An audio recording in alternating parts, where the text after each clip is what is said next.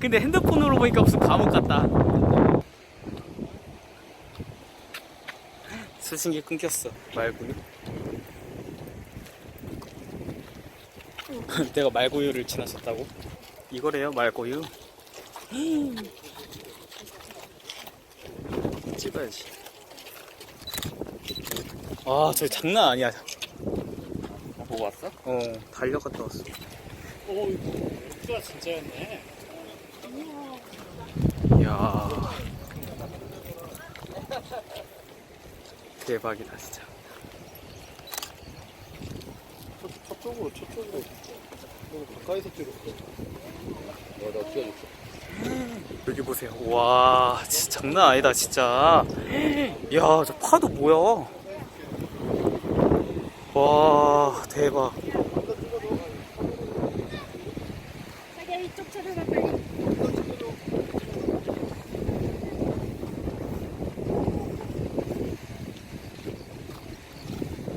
근데 이럴 땐 교수님을 따라가야 돼.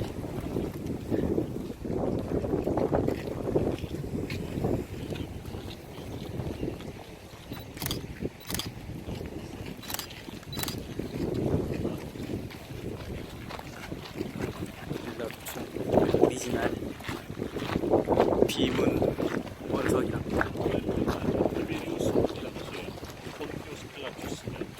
유대 땅 총독 본주 빌라도가 티베리우스 황제 당시에 총독이었다는 오리지널 비문이 여기서 발견됐습니다. 여러분, 총독은요, 당시에 기본적으로 하나 아셔야 돼요. 헤롯 당시 때 총독 제도는 원래 없었어요. 헤롯 대왕이. 헤롯 대왕이 죽고 난 다음에 역시 총독은 없었는데, 그 당시 총독이라고 해봤자 시리아 총독 정도만 있었는데, 총독이 어떻게 들어오게 되냐면 이유는 있어요. 헤롯이 죽고 난 다음에 아들 셋에게 땅이 분배되는데 그중에 큰 놈한테 땅을 많이 물려줬어요. 특히 수도와 같은 예루살렘과 가이사랴를 큰 놈한테 물려줘요. 그 큰 놈이 누구예요? 아켈라오라고 하는 사람입니다. 마태복음 2장에 보면 왜 예수님이 애국으로 피난갔다 돌아오는데 또 다른 헤롯이 일어나서 예수님을 죽이려고 한다는 이야기 성경에 나오죠. 네. 그때 그 나타나는 또 다른 헤롯이 바로 헤롯 아켈라오입니다. 이 아켈라오는 다른 놈들은 다 주후 39년, 40년까지 오랜 동안 통치를 하는데 야는 10년만 통치하다가 쫓겨나요. 이유가 뭐냐면 지가 로마 황제가 된 것처럼 유대인들이 가장 싫어하는 게 뭐냐면 성전세에다가 황제 얼굴을 처박는 겁니다. 근데 거기에다 지 얼굴을 처박은 거야. 이 아켈라오가. 그래서 경건한 유대인들이 그거 둘 수가 없는 거죠. 그래서 끊임없이 유대인들이 반란을 일으킵니다. 반란을 일으키니까 결국은 아켈라오는 실각을 당하고, 여러분 아까 비행기 타고 오면서 우리가 사이프러스 섬을 지나왔는데 그 구브로 섬에 가서 결국은 병사합니다. 병사하는데요. 아켈라오가 통치했던 땅에 새로운 헤롯을 세우지 않고 누구를 보내냐면 총독을 보냅니다. 그게 바로 유다 땅 총독이라는 게 처음 생깁니다. 총독이라는 로마의 총독이잖아요, 그렇죠? 그 당시에 여러분들 로마는 속주로 나눠져 있었어요. 예를 들면 시리아 속주, 사마리아 속주, 유다 속주, 아라비아 속주, 이스라엘 땅이 그렇게 나누는데 속주마다 왕 아니면 총독을 보냈습니다. 왕이 있었을 때는 헤롯을 왕으로 세웠습니다만 헤롯 집안이 이제 무너지다 보니까 그 자리에 누구를 세우냐면 바로 로마의 총독을 세우는 거죠. 바로 이 가이사라는 결국은 누구에게 넘어가냐면 아켈라오 죽자 누구한테 넘어가냐면 로마의 총독에게 넘어가면서 여기에 주후 잘 들으세요. 26년부터 36년까지 약 10년 이상 여기에 누가 있었냐면 빌라도가 총독이었습니다. 그러니까 여러분들 아셔야 되는 건요. 이스라엘 땅의 수도는 예루살렘이라고 보기가 어려워요. 왜냐하면 로마의 지배하에 있었잖아요. 로마의 지배하에 헤롯을 비롯한 로마의 총독들은 주로 다 어디에 머물렀냐면 여기에 머물렀어요. 가이사랴. 예루살렘은 그냥 명실공히 그냥 이름만 수도였죠. 왜냐하면 유대인들이 제일 많이 모이는 곳이었으니까. 근데 대부분 다 수도지 역할을 했던 것은 어디였냐면 바로 미국 가이사랴였습니다.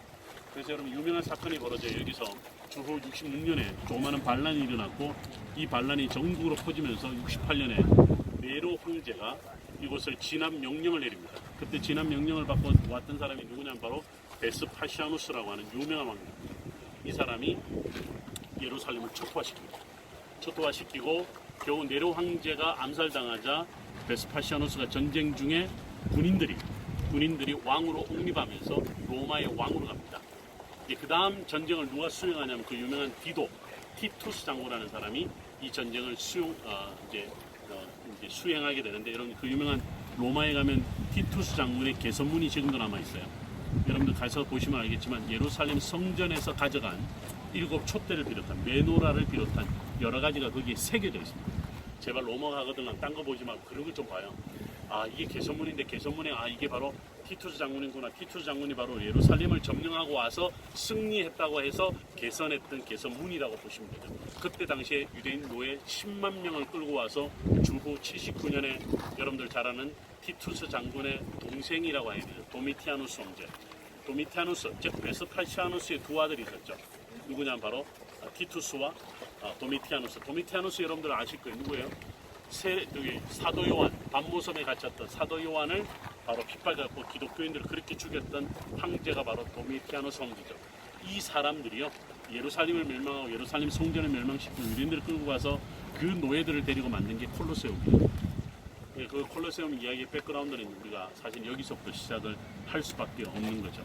어쨌든 지금 무슨 이야기를 했냐면 이 가이사라가 로마의 심장과 같은 로마 도시화되었고 여기를 중심으로 중동 지역을 다스릴 모든 관문이 여기였다. 그러니까 우리가 단순히 가이사라는 로마로 가는 길 정도가 아니라 중동 지역의 로마의 꽃을 피웠던 로마문화의 꽃을 피웠던 곳이었었다라고 이야기를 하는 거죠. 자, 바닷가 가시는 분들은 지금 엄마를 내가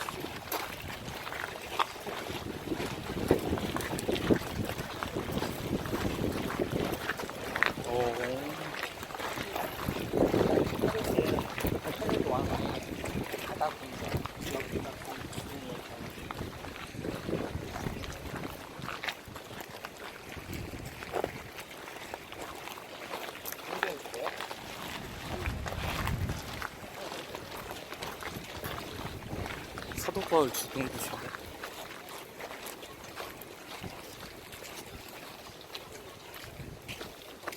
사도행전 10장.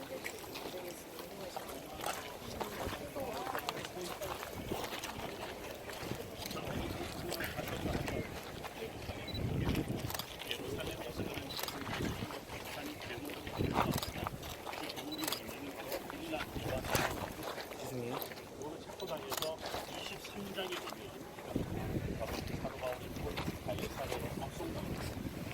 사도 바울이 사도 바울이 전도하고 사도 바울이 편지를 쓰고 바울서시겠죠. 사도 바울이 주민이었죠. 이 모든 사도 바울 관련된 것은 예루살렘 성전이 파괴되기 이전입니다. 그러니까 사도 바울의 모든 사역은 여전히 예루살렘을 성전도 있었고 성전에서도 있었고 그만큼 이 지역에 이제 예수 믿는 사람들이 생겨났고 유대계 그리스도인들이 생겨났고 예루살렘의 유대계 그리스도인들의 중심이 바로 뭐였냐면 예루살렘 교회였고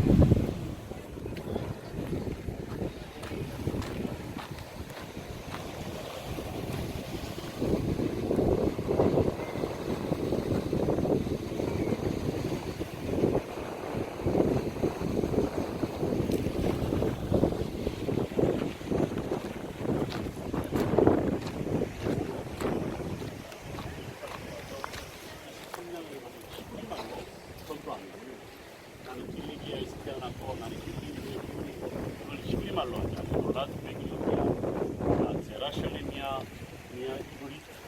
히브리어로 쭉 설교를 그동안 헬라어로 라틴어로 설교하다가 이스라엘 땅 예루살렘에 와서는 히브리어로 설교를 합니다.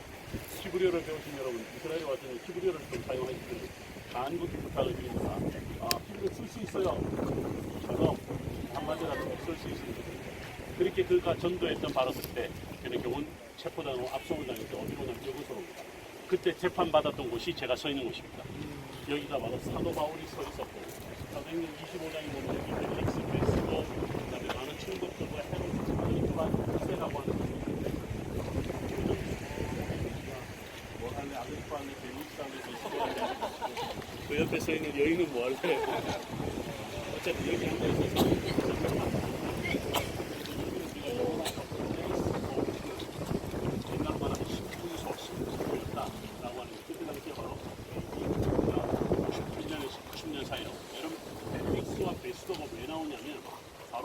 벨릭스에서 베스도로 넘어갈 때 총독이 바뀌는 과정이 있어요. 때문에 총들이 완전히 바뀌지 않다 보니까 두 사람이 같이 등장하고 그때 당시에 이제 벨릭스 베스토가 나오는 것을 볼 수 있는 거예요. 근데 특이하게 그거 발굴을 했는데 뭐가 발견이 안 되냐면 감옥이 발견이 됐어요. 그래서 학자들이 두 군데를 추정합니다. 아까 이런 원형 입장 있죠. 입장이 부대 지하가 아마도 감옥이었고 그다음에 이제 더 강력한 감옥은 어디냐면 여러분들 저 뒤쪽에 보면 스탠드가 보이죠? 이게 아까 제가 말씀드렸던 총 400m가 넘는 원형 경기장 그대로 나왔습니다. 보통 우리가 이스탄불에 가면 히포드로 이런 이야기를 많이 들어보는 거예요. 성소피아 성당 앞에 히포드는 이야기를 이런 식으로 여러분들 생각을 하면 되는데 지금 보시는 것처럼 이런 바닷가 쪽에 파도가 치고 있는데요. 이 지금 여기와 관련돼서 가이샤를 복구시키는 그림이 정말 없어요. 이쪽 지역에 아예 경기장의 스탠드가 없었다. 즉 경기를 즐기는 사람들은 바다를 보면서 저녁에 이 해가 지는 모습을 보면서 바닷바람과 함께 경기를 즐겼다라는 썰이 있고 또 하나는 아니야.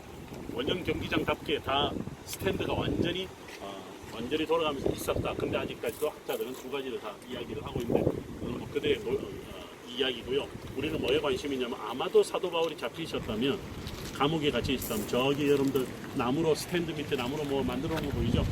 저기가 바로 뭐였냐면 죄수들을 혹은 자 여기서 나를 로마로 보내주시오 이렇게 하는 사람들은 로마를 갈 줄 믿습니다. 네. 그런데 로마 가면 아시죠? 어떻게 되는지? 네, 순교당합니다. 네. 로마로 보내주시오라고. 근데요, 제가 마지막에 여기서 한마디 좀 드리고 싶은 것은 오시는 분들마다 다 제가 말씀을 드립니다만 사도 바울이 만약에 여기서 바울이 이곳에서 로마로 가지 않았더라면 로마가 복음화 됐을까? 하나님의 의도하심이 하나님의 섭리가 있었겠지만 그리고 우리에게는 어떻게 복음이 들려졌을까? 그냥 단순하게 한번 생각을 해본 적이 있었습니다. 그러니까 누군가가 이곳에서 떠났기 때문에 그 복음이 오늘 우리에게 전해졌고 우리가 이곳까지 왔다라고 이야기를 할 수 있습니다. 제가 나중에 이 방향에 대한 이야기를 한번 할 기회가 있을 텐데요. 여러분들 간단히 말씀드리면 구약 성경은요 이 서쪽에 대한 개념 자체가 없었습니다. 전부 다 동쪽이었습니다. 다 동쪽. 그건 우리가 신학적으로 굉장히 중요한 개념인데요. 성경 히브리에서 동쪽은 동서남북 할 때 이스트가 아닙니다. 여러분 영어로 forward, 앞이라는 뜻입니다. 그 다음에 이제 서쪽은 뭐가 될까요? 그러면 뒤편이 됩니다. 그래서 모든 것들은요 뒤편은 부정적인 의미입니다. 기억하실 때는 요나서 1장 2절 3절에 보면 요나가 하나님 명령을 따라서 니누에로 갔었어야 되는데 어디로 가죠? 다시스죠. 니누에가 오늘날 모술 이쪽 바람이 동쪽이에요. 다시스는 스페인이라고 하는 서쪽입니다. 근데 그가 어디로 도망가는 배를 어디서 타냐? 요방에서 타죠? 이쪽 가는데 성경은 이렇게 표현합니다. 하나님으로부터 얼굴을 피하여. 쉽게 말하면 직역하면 하나님으로부터 얼굴을 돌려. 자, 그러면 이 말은 동쪽이라는 뜻이 뭐냐면 하나님을 향하여라는 뜻을 갖고 있고 서쪽은 하나님으로부터 얼굴을 돌려라는 뜻을 갖고 있습니다. 그러니까 동쪽의 모든 의미는 긍정적인 의미요. 메시아와 관련된 나중에 종말론적 시대. 서쪽은 전부 다 부정적이었고 실제로 우상과 관련해서 보통 서쪽을 이야기하는데 그런데 예수님 이후에 빌립, 베드로, 바울은 방향을 바꿉니다. 동쪽에서 전부 다 어디로 방향을 바꾸냐면 서쪽으로 바꿉니다. 이게 여러분들 구약과 신약의 가장 우리가 성서 지리에서 이야기할 수 있는 중요한 포인트 중에 하나라고 할 수 있습니다. 그래서 우리가 베드로 환상교회 요빠에 있는 항구는요, 그 요빠에 있는 베드로 환상교회는 다른 교회는 전부 다 동쪽으로 나 있는데 이 교회만큼은 서쪽으로 나 있어요. 왜냐하면 베드로가 본 환상이 열방을 향한 선교를 향한 이방인에게 전도하기 위한 방향이었기 때문에 방향이 완전히 바뀌죠.